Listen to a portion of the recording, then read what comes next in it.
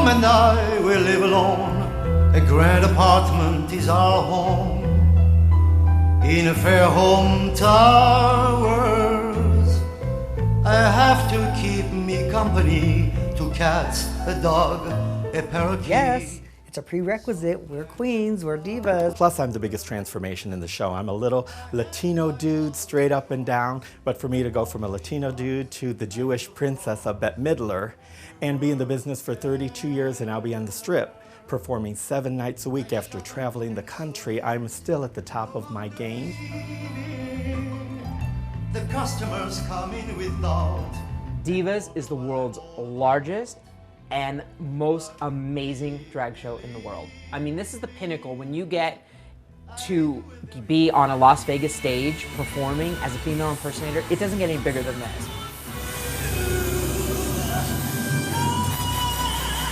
For so many years, female impersonation's been so taboo, but it started so far back. It started with Kabuki, it started with Shakespeare, it went to Milton Berle in the 50s. When I put on the dress at night, for me it's just a costume. Maybe other people get different feeling from it, but it's going to work. A clown goes to work, they put on the clown. An actor goes to work, he puts on whatever character he's playing.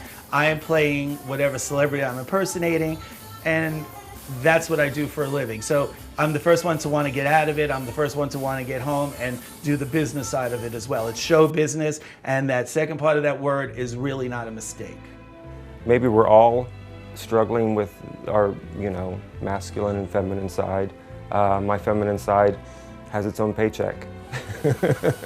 Frank and Divas is kind of the Broadway. The first entertainer I saw was Cher, and it changed my life. I thought the magic of transformation was just insane. It took me on this emotional roller coaster, and that feeling I wanted to give back to someone that was looking for an escape, maybe possibly from themselves, which I was.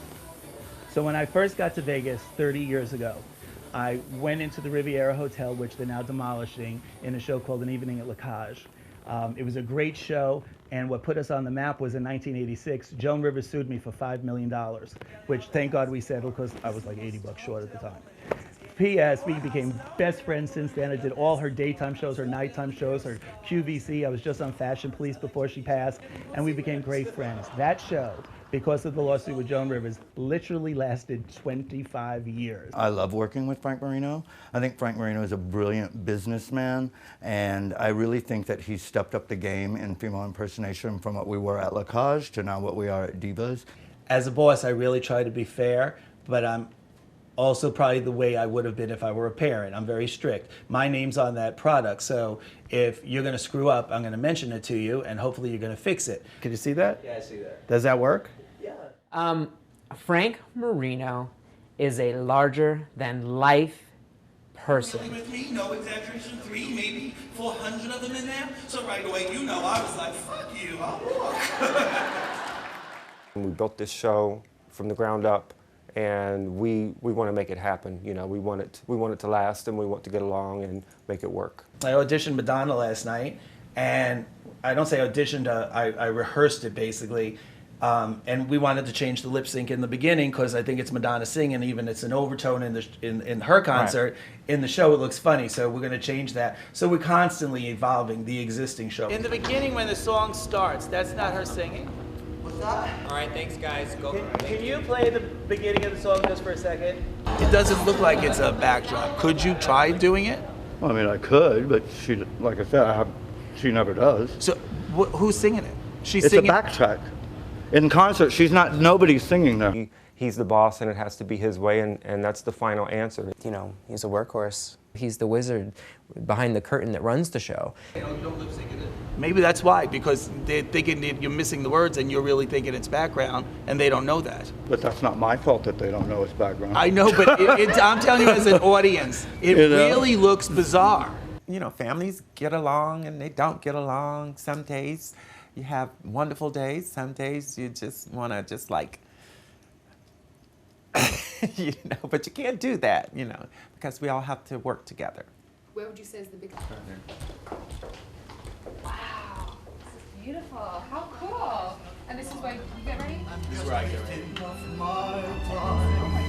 I stand defenseless. Oh, yeah, that's a lot of hair. Nobody has the right to be the judge of what is right for me. Tell me if you can, what makes a man a man?